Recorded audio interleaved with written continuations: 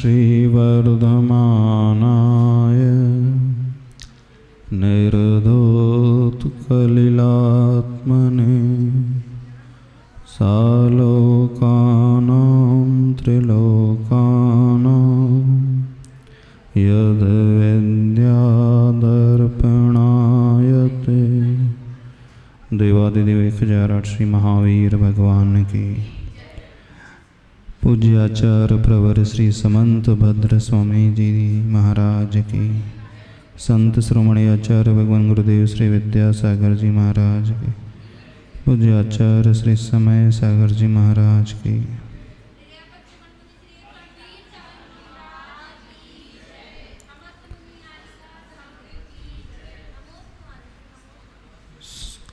कषाय संलेखना कैसी होती है उसी का विषय चल रहा था। श्लोक नंबर 125 124 जो युगल श्लोक है। काय संलेखना की तैयारी सभी करते हैं, आहार को छोड़ने की प्लानिंग सभी करते हैं, लेकिन कषाय संलेखना की तैयारी उससे अधिक महत्वपूर्ण होती है। जो विषय आया था, सर्वप्रथम स्नेह को त्यागना, वैर को, परिग्रह को, संग आदि को, स्वजन और परिजन के प्रति क्षमा का भाव धारण करना और क्षमा मांगना, उन्हें क्षमा करके अपने अपराधों को लेकर के क्षमा मांगना। कंडीशन क्या बताई थी? शुद्ध मन से सहित होकर के, अर्थात बिना कोई अपेक्षा के, बिना कोई लोभ के, बिना कोई प्रदर्शन के। अगले श्लोक में वर्णन किया था, आलोच्य सर्वमेनः कृतकारितमनुमतं च निर्व्याजम् आरोपयन् महाव्रत मामरणस्थायि निःशेषम्। यहाँ पे जो वर्णन आ रहा है, आलोच्य, आलोचना करके। किसकी आलोचना? दूसरों की आलोचना नहीं, स्वयं जो संलेखना लेना चाहता है, वह चपक, वह साधक गुरु के पास जाकर, निर्यापक आचार्य के पास जाकर आलोचना करके। कौन सी आलोचना करेगा वह? सर्वम येनः, येनः करते यहाँ पे पाप आदि, समस्त पापों की वो आलोचना करके। सबसे महत्वपूर्ण है अपनी गलतियों की आलोचना करना, और सबसे कठिन भी यही होता है। क्षमा मांगना, क्षमा कर देना कथनचित आसान होता है, लेकिन किए हुए अपराधों की आलोचना गुरु के सामने करना बहुत बहुत कठिन होता है। अच्छे अच्छे नहीं कर पाते हैं। आलोचना करने का अभिप्राय प्रायश्चित मांगना गुरु से। मांगते हो आप लोग? हाँ, कौन सी गलतियों का प्रायश्चित मांगते हो? चींटी दब गई, बिलछानी गिर गई, है ना, चूहा मर गया घर में, छिपकली मर गई। इन अपराधों की तो आलोचना प्राय सभी लोग कर जाते हैं। लेकिन कुछ ऐसी भी गलतियां होती है, उन गलतियों की आलोचना नहीं कर पाता है। कन्फेशन करना गुरु के पास जाकर, डर लगता है, लगता है ना। अब जो संलिग्न लेने वाला हो साधक, स्वयं बहुत महान पद पर रहा हो, स्वयं जिसने कईयों को मार्ग दिखाया हो, मार्ग पे चलाया हो, सब कुछ सिखाया हो, दुनिया जिन्हें आदर्श के रूप में मानती है, जो बहुत ऊपर उठ चुका हो, अब उसके लिए और अधिक कठिन हो जाता है। हो जाता है ना। नए के लिए जो कुछ नहीं जानता, अज्ञानी है, उसके लिए तो कथनचित आसान होता है, क्योंकि तो वो तो मानते ही है मुझे तो कुछ आता जाता ही नहीं है। लेकिन जो अच्छे पद पर पहुंच जाता है, समाज में मान लीजिए बड़े पद पर आसीन होए, तो उसे कहने में और कठिनाई होती है। छोटों को आलोचना करने में इतनी परेशानी नहीं होती, बड़ों को आलोचना करने में ज़्यादा परेशानी होती। मान लीजिए आप भक्ति कर रहे हैं, सबको कुछ सिखा रहे हो, कैसे चौका लगाना, कैसे करना, सब आपको ही मानते हैं, आपसे ही सीख रहे हैं, समझ रहे हैं, और हम जाकर के गुरु के सामने प्रायश्चित मांगे, होता ही नहीं। अच्छा सही सही बताना, सभी ने अपने पापों की आलोचना की है? वैसे तो सभी करते, भगवान के सामने करते हैं, गुरु के सामने नहीं, भगवान के सामने तो सभी कर देते हैं, क्योंकि भगवान तो कुछ रिस्पॉन्ड करते ही नहीं है। भगवान तो नासाग्र दृष्टि रखे हुए बैठे हुए हैं। हम कितना भी बोल दे, कैसा भी बोल दे, वहाँ तो आसानी होती ना आसानी। भगवान के सामने अपनी गलतियों की क्षमा मांगने में आसानी होती ना। अच्छा गुरु के सामने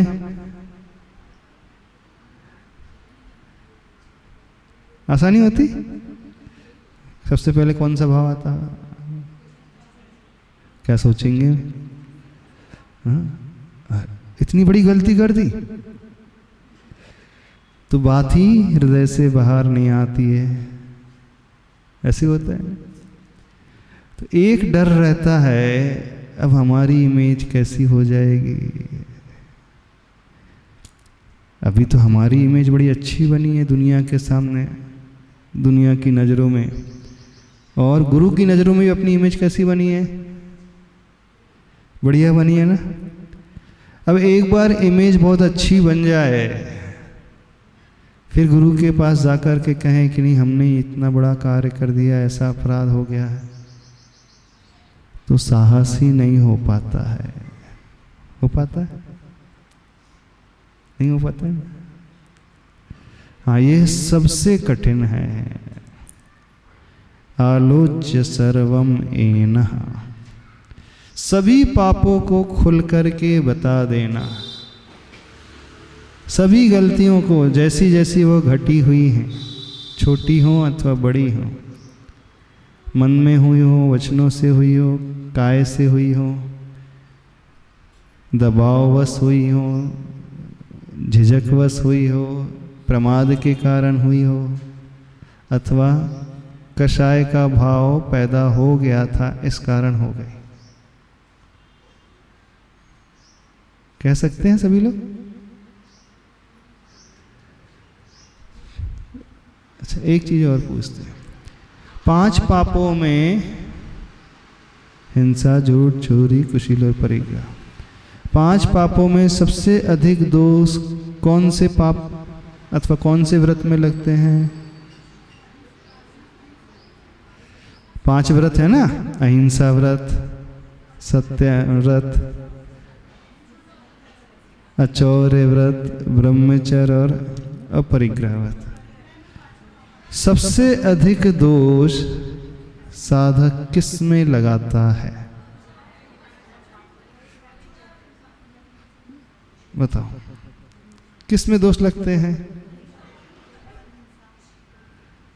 अहिंसा व्रत में, सत्य व्रत में, आचौर्य व्रत में कि ब्रह्मचर्य में कि अपरिग्रह में? अरे बड़ा नहीं है दोष, हमसे किस में लगते हैं, बात उसकी चल रही है। वो तो लूप पाप का बाग पखाना, वो अलग चीज हो गई। हम जो है सबसे ज्यादा गलतियां किस में करते हैं? हिंसा कि कुशील में? हाँ, कुशील रूपी दोष ज्यादा लगाते हैं कि हिंसा रूपी दोष ज्यादा लगाते हैं? सबसे अधिक दोष ये जीव लगाता है तो कुशील में लगाता है, मन से, वचन से, काय से, एकांत में, भीड़ में, घर में, बाहर में, मंदिर में, सबसे अधिक दोष। अन्य दोषों को वो कथनचित गुरु के सामने कह भी देता है, लेकिन कुशील संबंधी दोष वो नहीं बता पाता। थोड़ी अलग बात कर रहे हैं। जो हिंसा हो जाती है, जीवों का वध हो जाता है, वो कह देता, प्रायश्चित ले लेता मुझसे, ये मर गया, वो मर गया, ये ऐसा हो गया, वैसा हो गया, इतने जीव वध हो गए, मैंने चींटी के ऊपर पैर रख दिया, देखा नहीं, चींटी के गुच्छे ही थे वहाँ पे, जब पैर उठाया तो बहुत सारी चींटी मर गई, कीड़े मकोड़े बहुत सारे मर गए, रात्रि के अंधकार में सोते समय ध्यान नहीं गया, पैर के नीचे आकर के, शरीर के नीचे आकर के, मच्छर है, खटमल है, न जाने कितने मर गए। हिंसा संबंधी दोष तो वो बता देता है, उसकी आलोचना कर देता है। झूठ भी ज्यादा नहीं बोलता व्यक्ति। जब व्रत आदि ले लेता है तो असत्य का प्रयोग ज्यादा नहीं करता, वह करता है नहीं। परिग्रह संबंधी भी हो सकते हैं, चोरी संबंधी भी बहुत कम। सबसे अधिक जो दोष होते हैं दो ही होते हैं, एक हिंसा और एक कुशील। हिंसा का भी दोष होता है और एक कुशील का भी। जरूरी नहीं कि कुशील के लिए कोई सामने निमित्त हो तो ही दोष लगता। निमित्त के अभावों में भी भावों से वो दोष लगा लेता है।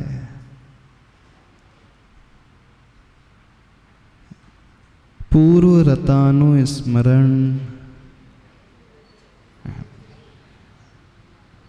अतिचार जब आते हैं उसमें स्मरण संबंधी दोष, भाव संबंधी, अथवा किसी निमित्त को देख करके उसके विचार खराब हो जाए, दृष्टि खराब हो जाए, हो सकते कि नहीं हो सकते? हो तो सकते, होते हैं कि नहीं? तो सबसे अधिक दोष उस संबंध में लगते हैं। अन्य दोषों की आलोचना फिर भी आसान हो जाती है, लेकिन उस संबंधी दोष की आलोचना वो नहीं करता है, क्योंकि सबसे अधिक यदि इमेज गिरेगी तो उसी दोष से गिरेगी। छवि का जो पतन होगा उसी से होगा, होता है ना। यदि हम समाधि करना चाहते हैं तो हमें शल्य रहित होना बहुत आवश्यक है, और शल्य रहित होने के लिए आलोच्य सर्वम येनः, आलोच्य सर्वमेनः, समस्त पापों की आलोचना करना बहुत आवश्यक है। नहीं की जाएगी तो वह शल्य की भांति चुभता ही रहता है। मान लीजिए हमसे कोई गलती हो जाए और हम अपने आप को शुद्ध नहीं करते हैं, तो बार बार वो घटना याद आती रहती है। फिर वो कैसी स्थिति हो जाती है? पैर में कोई शल्य चुभ जाती है, फांस आदि है, कंकड़ आदि प्रविष्ट हो जाता है, और ध्यान नहीं दिया जाता है तो जानते हो क्या होता है? चाई बनने लगती है। चाई समझते? स्किन जो है डेड होने लगती है आसपास। लेकिन वो चाय में जो ग्रोथ होती है इंटरनली होती है, अंदर की ओर होती है। फिर जहाँ व्यक्ति पैर रखता है एकदम बहुत दर्द होता है, बाहर से कुछ नजर आता नहीं, वो अंदर ही अंदर पैर को खराब करता है। उसे निकाल भी लो तो निकलती नहीं वो शल्य जो अंदर, ऑपरेशन भी कराओ फिर हो जाती हो। कई बार ऐसा होता है, डॉक्टर ने ऑपरेशन किया फिर वो बढ़ने लगती है। जब तक वो पूरे अंदर से जड़ से नहीं निकले तब तक वो दर्द से मुक्ति नहीं मिलती। तो वो शल्य बिल्कुल वैसी ही होती है। और यदि शल्य है तो वो जीव व्रति कभी नहीं होता है। इसलिए कहा है निशल्यो व्रति। व्रति है तो उसे निशल्य होना बहुत आवश्यक है। और शल्य अंदर ही अंदर चुभ रही है तो नियम से वो बाहर से तो व्रति रहेगा लेकिन अंदर से उसका गुणस्थान नीचे गिर जाएगा। बाहर से वो व्रति दिखेगा, सारे कार्य करेगा, बाहर से सारे नियमों का पालन करेगा, लेकिन भावों से उसका पतन हो जाएगा। फिर आगम में कहा है वो द्रव्यलिंगी हो जाता है, भावलिंगी नहीं रहता है। द्रव्यलिंगी का अर्थ क्या होता है? सारे आवश्यक वो बाहर से कर रहा है, सारे व्रत और नियम को बाहर से पाल रहा है, लेकिन अंदर से वह नहीं पाल रहा। अंदर से नहीं पाल रहा का अर्थ है कषाय का जो वासना काल अथवा संस्कार काल है, अनुवृत्ति है तो 15 दिन, तो 15 दिन की वो मर्यादा क्रॉस हो जाती है। और 15 दिन की मर्यादा क्रॉस हो गई तो नियम से अब उसका 5वां गुणस्थान नहीं रहेगा, उसकी अप्रत्याख्यानावरण कषाय का उदय आ जाएगा। अर्थात द्रव्य से वो प्रतिमाधारी रह सकता है, लेकिन भावों से असंयत सम्य दृष्टि हो जाए। और यदि वो मर्यादा 6 महीने को क्रॉस कर गई तो मिथ्या दृष्टि भी हो जाता है वो। यानी वो शल्य लगातार 6 महीने से अधिक चुभते जाए तो नियम से वो मिथ्या दृष्टि हो जाता है। तो उसे कहा जाता है द्रव्यलिंगी, भावलिंगी नहीं। द्रव्यलिंगी क्या है? बाहर से सारे आवश्यक कर रहा है, लेकिन जो भावलिंगी साधक होता है उसकी न अनंतानुबंधी कषाय, न अप्रत्याख्यानावरण कषाय, न प्रत्याख्यानावरण कषाय। मुनि महाराज है तो उसकी मात्र संजलन कषाय रहती है। और प्रतिमाधारी श्रावक है तो कौन सी कषाय रहेगी? प्रत्याख्यानावरण, क्रोध, मान, माया, लोभ। यानी 15 दिन की उसकी सीमा होती है। जैसे बोलते हैं छूट है, आपकी लड़ाई किसी से हो जाए तो कितने दिन में क्षमा मांगना पड़ता है अनुवृत्ति को? अधिक से अधिक पीरियड कितना है? टाइम 15 दिन। प्रतिमाधारी श्रावक का 15 दिन में वो क्षमा कर ले और क्षमा मांग ले। 15 दिन से अधिक कोई वैर को नहीं खींच सकता वो। यदि 15 दिन से अधिक किसी के प्रति वैर का भाव चल रहा है तो नियम से फिर उसका गुणस्थान नीचे आ जाएगा। बिना प्रतिमाधारी है तो उसकी लिमिट 6 महीने। असंयमी जो श्रावक होता है, यानी सम्यक दृष्टि तो है, सच्चे देव गुरु शास्त्र को मान रहा है, पर अप्रत्याख्यानावरण कषाय का उदय है। अर्थात जो क्रोध, मान, माया, लोभ कषाय चलेगी 6 महीने तक, अधिक से अधिक लिमिट। और जो मिथ्या दृष्टि हो जाता है उसकी कोई सीमा नहीं, सालों साल चलते रहती कषाय, भवों तक चलते रहती है कषाय। तो आपकी कषाय कितने दिनों से चल रही हैं? किसी से क्रोध भी हो सकता है, मान भी हो सकता है, माया भी है, लोभ भी, चारों आ जाएंगे वो। बताओ किससे वैर कब से चल रहा है? कितने दिन से चल रहा है? कोर्ट केस चल रहा हुआ, किया हुआ किसी के ऊपर? नहीं चल रहा। हाँ, जरूरी नहीं कोर्ट केस चले तो ही लड़ाई होती है, बिना कोर्ट केस के भी लड़ाई होती है कि नहीं? अब बहू मान ही नहीं रहे कहना, बहू कुछ काम धाम ही नहीं सुनती है, करती नहीं है, तो दिमाग खराब होता है कि नहीं? हाँ, अब वृद्धावस्था आ रही है। हाँ, क्या पूछना है हमारे से? वृद्धावस्था आ रही है, शरीर साथ दे नहीं रहा, शरीर शिथिल हो गया है, और वो है घर के मेंबर, बहू आदि है अथवा घर के अन्य सदस्य हैं, वो अपने स्वभाव को छोड़ने के लिए तैयार ही नहीं हो रहे हैं। अब वो तो असंयमी बहू अथवा देवरानी जेठानी अथवा घर का कोई सदस्य असंयमी भी नहीं है, बल्कि मिथ्या दृष्टि हो तो क्या भरोसा नहीं, तो वो तो अपना स्वभाव बदलेगा ही नहीं। नमस्ते मुनिश्री जी। मुनिश्री जी, यदि 2-3 बार सामने वाले के पैर पड़ लिए, माफ़ी भी मांग ली, पर वो आगे होके नहीं आ रहा है, तो उनसे सुरक्षित दूरी बना ली, कभी काम पूर्ति बात कर ली तो उससे क्या होगा? नहीं, 2-3 बार माफ़ी मांग ली, पैर भी पड़ लिए, मंदिर में भी। कई बार हमें लगता है हमने माफ़ी मांग ली, लेकिन माफ़ी मांगने का नाटक किया कि माफ़ी नहीं, अंदर से मांगी कि सब कुछ सही हो जाए, अच्छा, बैर न रहे। ठीक है, भाव बहुत अच्छे हैं, लेकिन माफ़ी मांगने का तरीका कैसा था? उससे हर्ट तो नहीं हो गया आपके माफ़ी सामने? कौन से शब्दों का प्रयोग किया था आपने माफ़ी मांगे? उत्तम क्षमा के दिन मुझे क्षमा कर देना, मुझसे गलती हो गई थी, ऐसे कठोर शब्दों से बोलोगे तो? क्योंकि जब भी क्षमा मांगी जाती है, बड़े पोलाइट होकर के, विनम्र होकर के, झुक कर के, अंदर से एहसास होता है, तो वह माफ़ी अथवा वह क्षमा कार्यकारी होती है। तो हमें लगता क्या है, हमने माफ़ी तो मांग ली, हमारा काम पूरा हो गया, पर टोन कैसी रहती है माफ़ी की, वो भी बहुत महत्वपूर्ण होती है। वो सही टोन में वो मांगेगी। और वो वाली बुराइयां 40 साल से चल रही हैं। 40 साल से बुराइयां चल रही हैं। कई बार बात कर लो, पर सामने वाला मानता ही नहीं है। यदि हमने सच्चे हृदय से क्षमा किया है, सच्चे हृदय से क्षमा मांगी है, कोई छल कपट नहीं, कोई दिखावा नहीं, कोई अहम का पोषण नहीं, तो फिर अपना कर्तव्य हो गया। लेकिन मायाचारी से माफ़ी मांगी दिखाने के लिए, फॉर्मेलिटी करने के लिए, तो फिर वो माफ़ी नहीं कहलाती है। तो पहले अपने आप का अध्ययन करें, हमारा क्षमा मांगने का ढंग किस प्रकार का।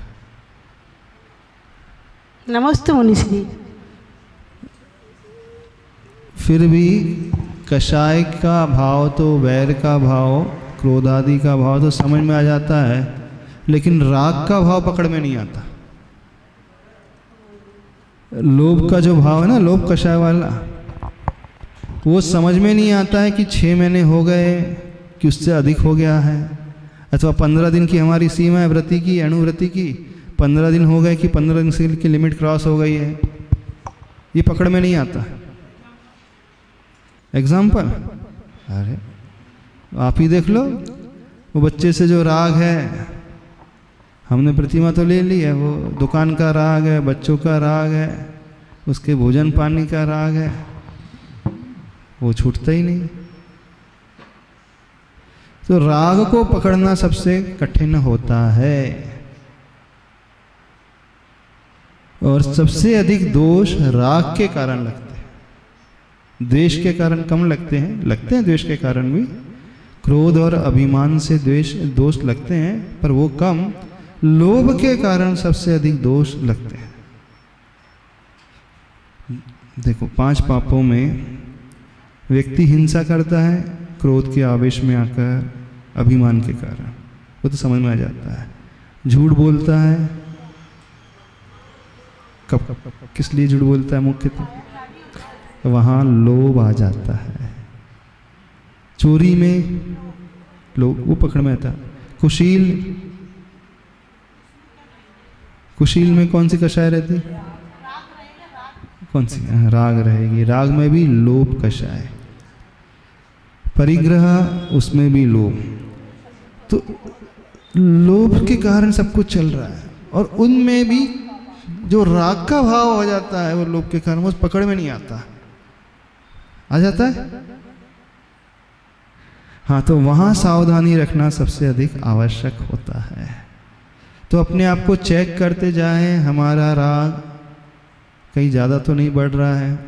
अब देखना, मिथ्या दृष्टि का राग कैसा हो जाता है। कोई घटना सुनकर के यदि किसी को हार्ट फेल हो जाए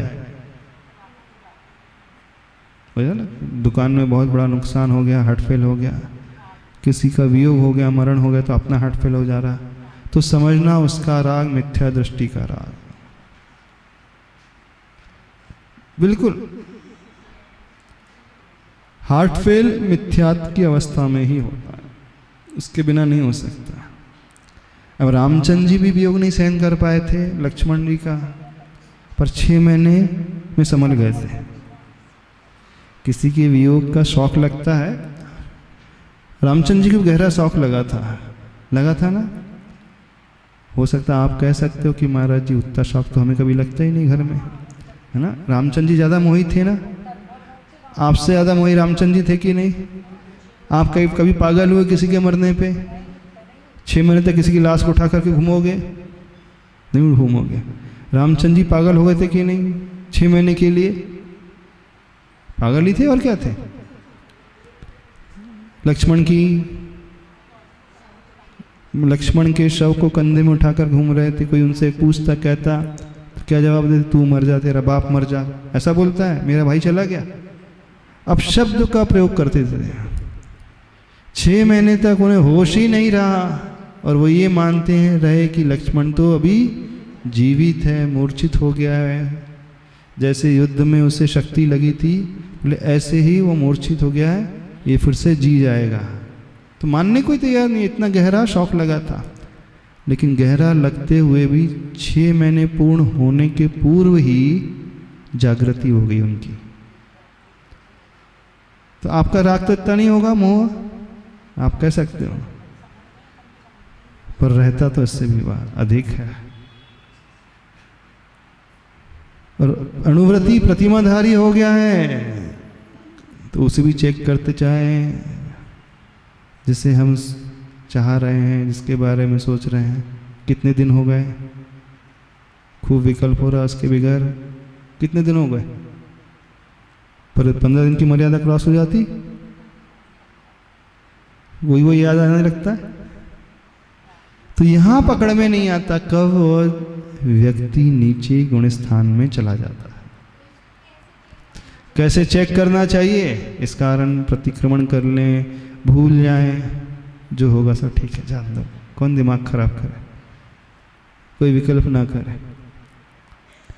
और उसका अभ्यास होता है चला करके प्रतिकूलता सहन करने से, चला करके ऐसे माहौल को स्वीकारने से, चला करके उनके बिना रहने से।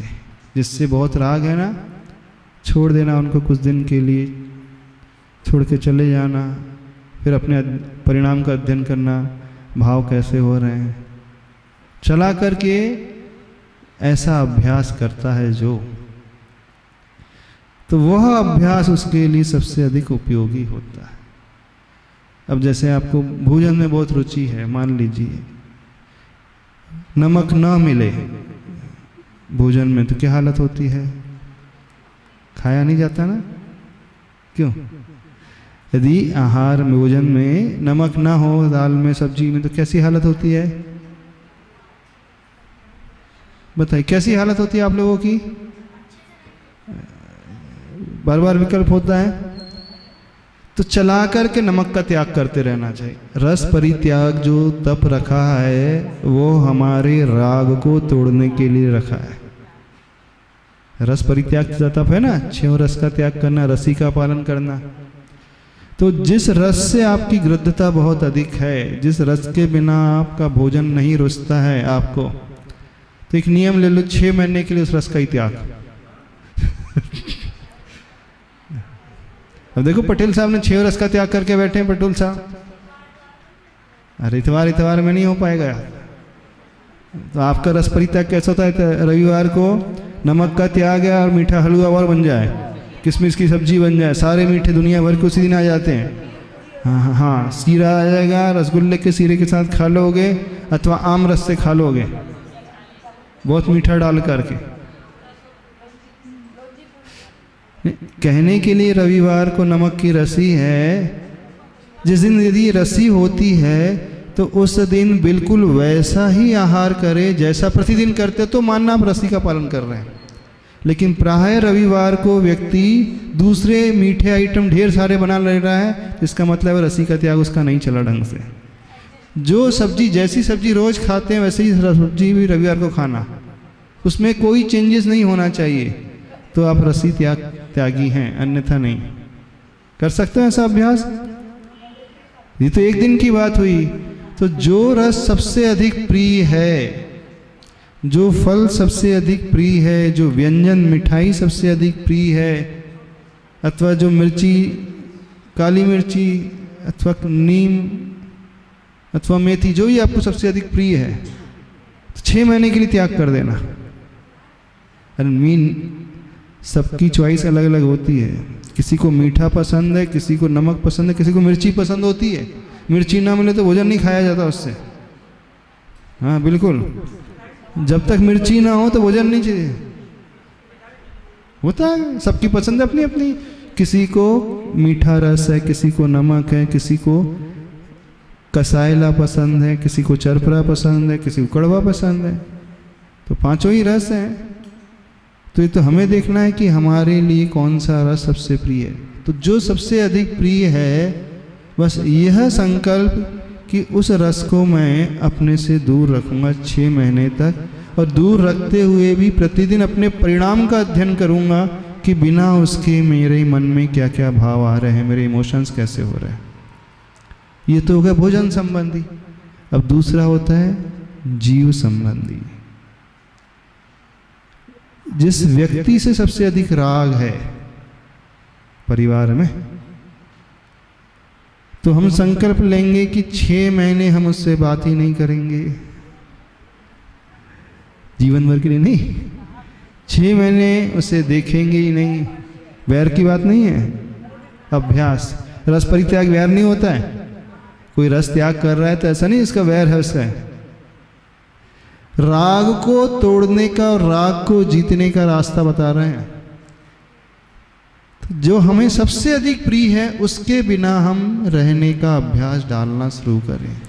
तो बहिरंग जितने भी तप होते हैं, चाहे अनशन हो, चाहे ऊनोदर हो, चाहे रसों का त्याग हो, चाहे काय क्लेश तप हो, शरीर से सबसे अधिक राग है ना।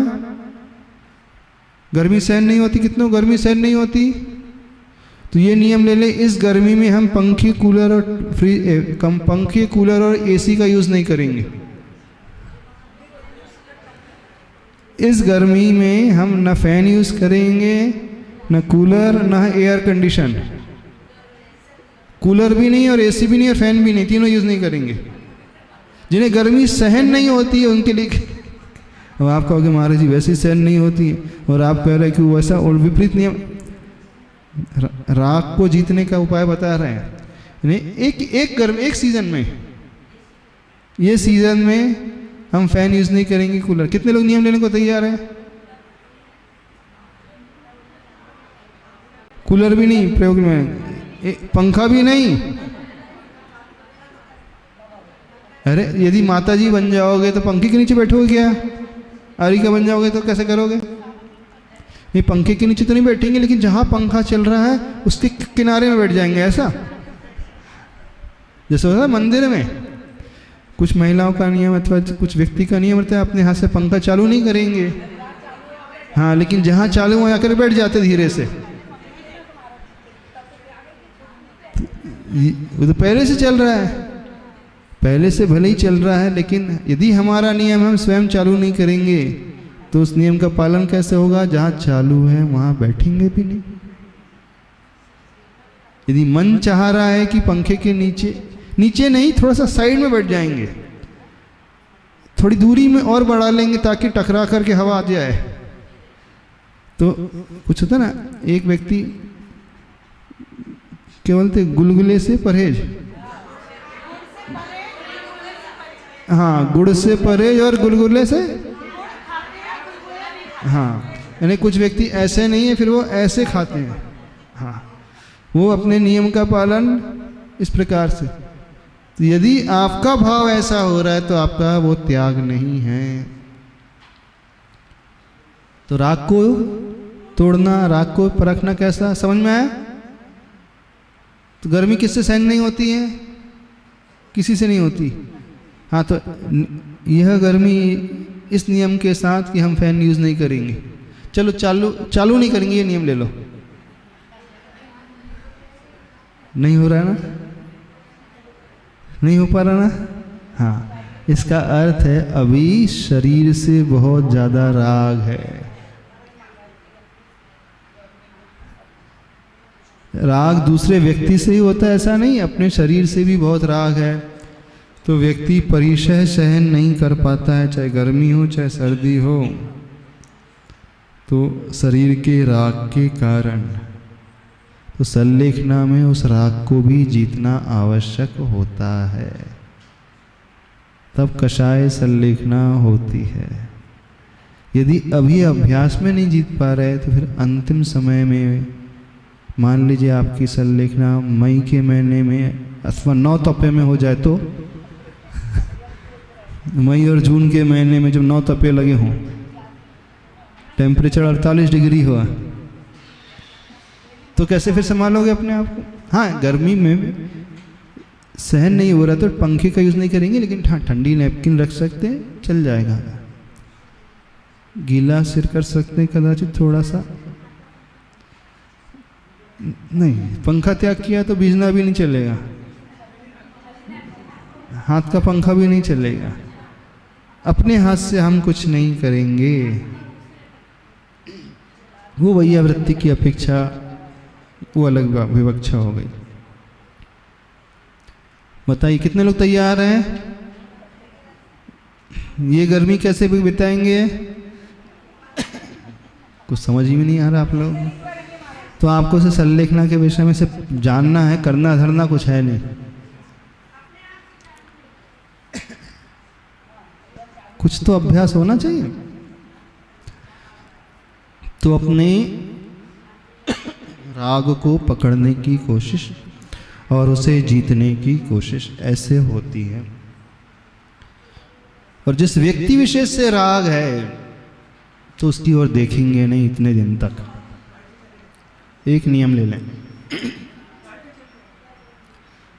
मायके से नहीं, रहेंगे पास में ही, साथ में रहते हुए भी स्वयं आंख उठा करके नहीं देखेंगे। दिख जाए तो कोई बात नहीं, स्वयं चला करके बात नहीं करेंगे। वो बात करे तो जवाब दे देंगे। हाँ? स्वयं आगे बढ़ कर कार्य नहीं करेंगे। वो पूछ रहा है तो दे देंगे जवाब, ताकि वैर भी नहीं है ये पता चल जाए।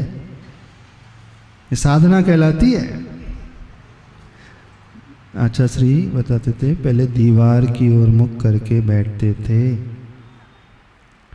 कौन दर्शन करने आ रहा है कोई पता ही नहीं, वहाँ बैठ करके स्वाध्याय करते रहते। तो पकड़ो अपने अपने राग को, हो जाएगा। बहुत डिफिकल्ट, कठिन है ना। तो सल्लेखना इस कारण तो नहीं होती। किसने कह दिया सल्लेखना आसान है?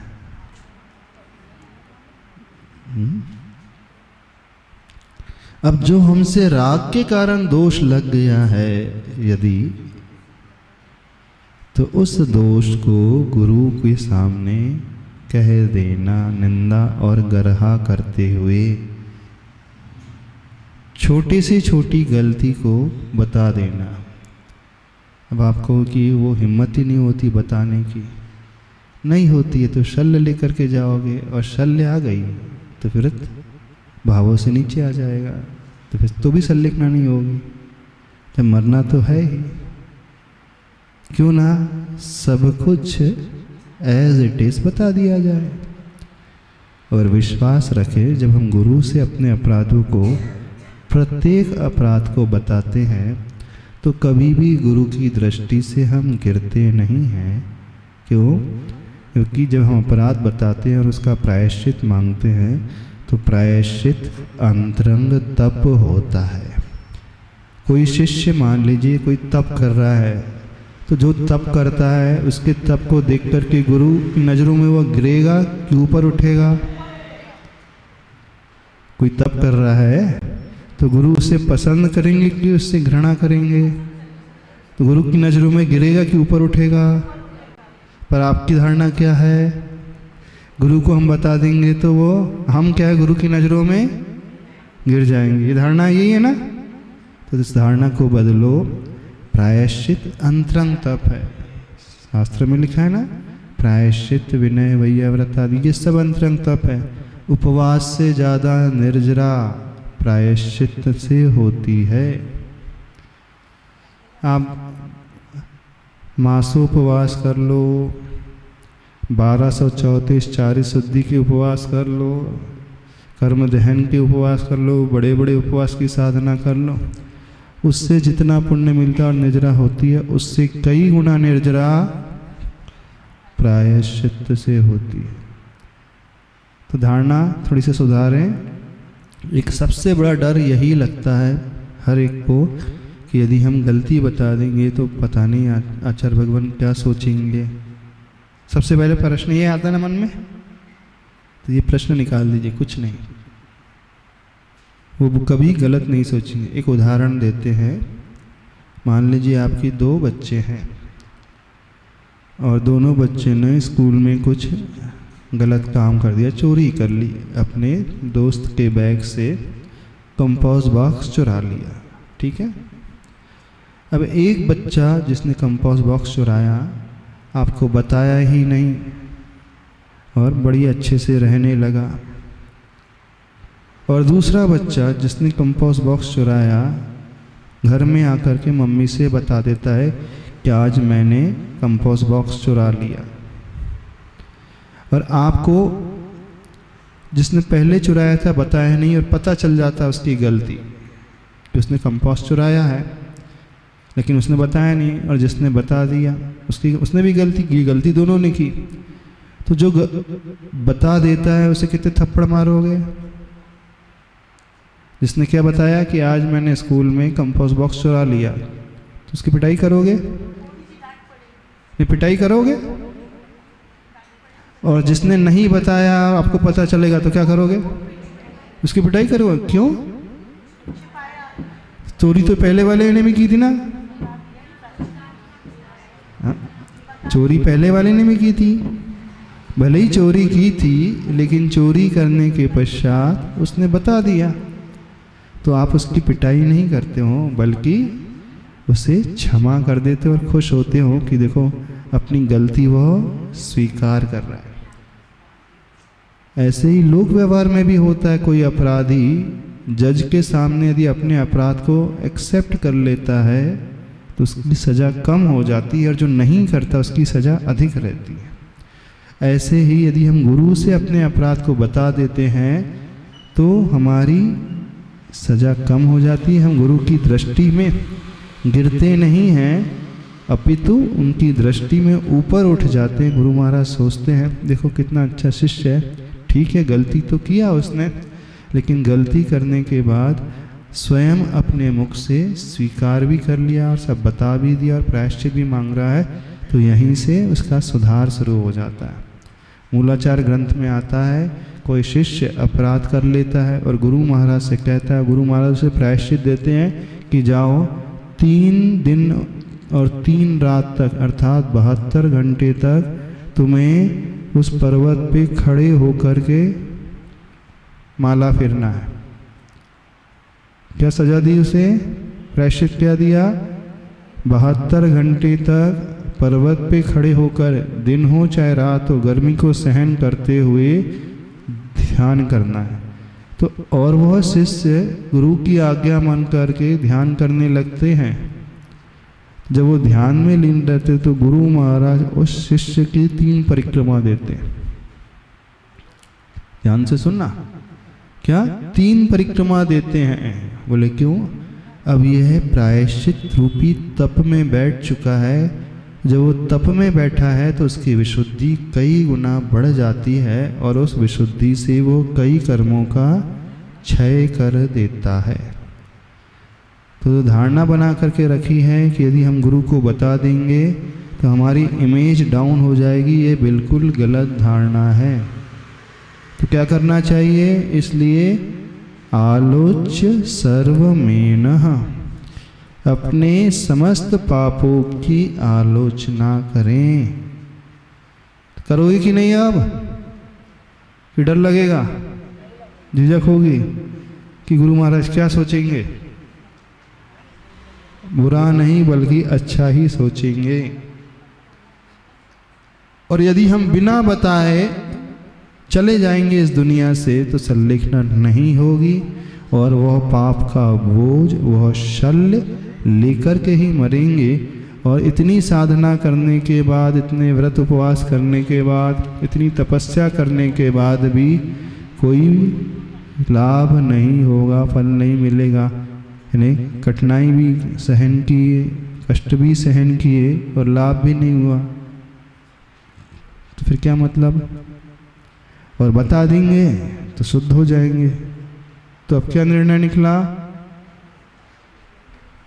कुछ समझ में आ रहा है? नहीं समझ में आ रहा है? क्या निर्णय निकला? हाँ, तो कितने लोग अपने पापों की आलोचना करेंगे? हाथ खड़े करें। सारे, छोटे से छोटे और बड़े से बड़े। हिंसा भी, झूठ संबंधी, चोरी संबंधी, कुशील संबंधी और परिग्रह संबंधी, पांचों ही पापों संबंधी, कि कुछ कुछ कर देंगे, कुछ कुछ छिपा लेंगे, थोड़े थोड़े कर देंगे। कुछ शिष्य ऐसे होते हैं, कुछ कुछ तो बता देते हैं और कुछ छिपा जाते हैं। तो यहाँ पर छल कपट का भाव आ जाता है, और जहाँ छल आ गया तो उसकी शुद्धि कभी नहीं होती है। अब निर्णय आपको करना है। क्या निर्णय करोगे? करोगे आलोचना? अभी भी नहीं समझ में आ रही बात? हिम्मत हो जाएगी? डर तो नहीं लगेगा? गुरु महाराज क्या सोचेंगे? इतने सालों से हम धर्म कर रहे थे, कहाँ गया इनका धर्म? नहीं, अच्छा ही सोचेंगे। तो कोशिश करना, तब सुधार होता है। कोई डरने की आवश्यकता नहीं। आलोचना किस प्रकार से करना? जैसे वो बालक सरल हृदय से सारी बात बता देता है माँ को, बिना छिपावा के, बिना छल कपट के, बिना मायाचारी के। जैसी घटती है घटना, उसी घटना को उसी रूप से बता देना। मन में आया भाव कि वचन में आ गया, कि काय में आ गया, कि कृत संबंधी हो गया, कि कारित हो गया, कि अनुमोदना हमने कर दी, किसी दबाव में आकर के गलती कर दी, कैसे भी कर दी। ठीक है? लिख के दे दे तो चलेगा। हाँ, लिख करके सामने दे देना, पर ऐसा नहीं गुमनाम से लिख करके दे दिए चलते बने। कुछ लोग अपने अपराधों को लिख के तो दे देते हैं, पर आपका शिष्य, बस हो गया। तो फिर उसकी शुद्धि कैसे होगी? तो अपना नाम भी लिखना, क्योंकि कई बार होता है कि हम हिम्मत नहीं कर पाते, शब्द हमारे मुख से नहीं निकलते, तो लिख दिए, कोई बात नहीं, पर सामने उपस्थित रख करके अपने आप को देना है ना। ऐसा नहीं पोस्ट से भिजवा दिया, अथवा जब गुरु महाराज नहीं हैं कमरे में, उस समय बाजोटे में धीरे से रख करके आ गए, ऐसा नहीं। जब वे रहें तो उनसे समय लेकर के लिख करके रख दिया उनके सामने, वे पढ़ लेंगे तो भी चल जाएगा, कोई बात नहीं। आचार्य भगवान के पास लोग ऐसे भी करते थे, क्योंकि समय नहीं मिलता था, और उस समय यदि मिल भी जाता था तो शब्द नहीं निकलते थे, क्योंकि गुरुदेव से हमेशा डर लगता था, रिस्पेक्ट का भाव रहता था। रोना आ रहा है तो बहुत अच्छी बात है, शुद्धि हो रही है, आना ही चाहिए। अपने किए हुए अपराध को लेकर के रोना ही चाहिए, क्योंकि श्रावक कौन सा एक सबसे जघन्य अपराध कर जाता है? हिंसा संबंधी, एबॉर्शन संबंधी कर जाता है। उस उम्र में जब उसकी समझ नहीं होती है, अज्ञान दशा में, अथवा सास सासू की दबाव में, अथवा समाज के प्रेशर में, अथवा लोक लाज के कारण दुनिया क्या कहेगी, अथवा महंगाई के कारण, एक बहुत बड़ा पाप जघन्यकृत एबॉर्शन वाला भी कर जाता है, और एक कुशील संबंधी भी कर जाता है। हमारे चातुर्मास जहाँ होते हैं, अब नाम नहीं बताएंगे, बहुत जगह 70% ये दो ही अपराध का प्रायश्चित लेने वाले आते हैं। 70%, 70 से 80% लोग, एक हिंसा और एक कुशील संबंध। ठीक है, समय हो गया, अभी इतना ही रखते हैं। बोलिए संत श्रवणीय आचार्य भगवान गुरुदेव श्री विद्यासागर जी महाराज की।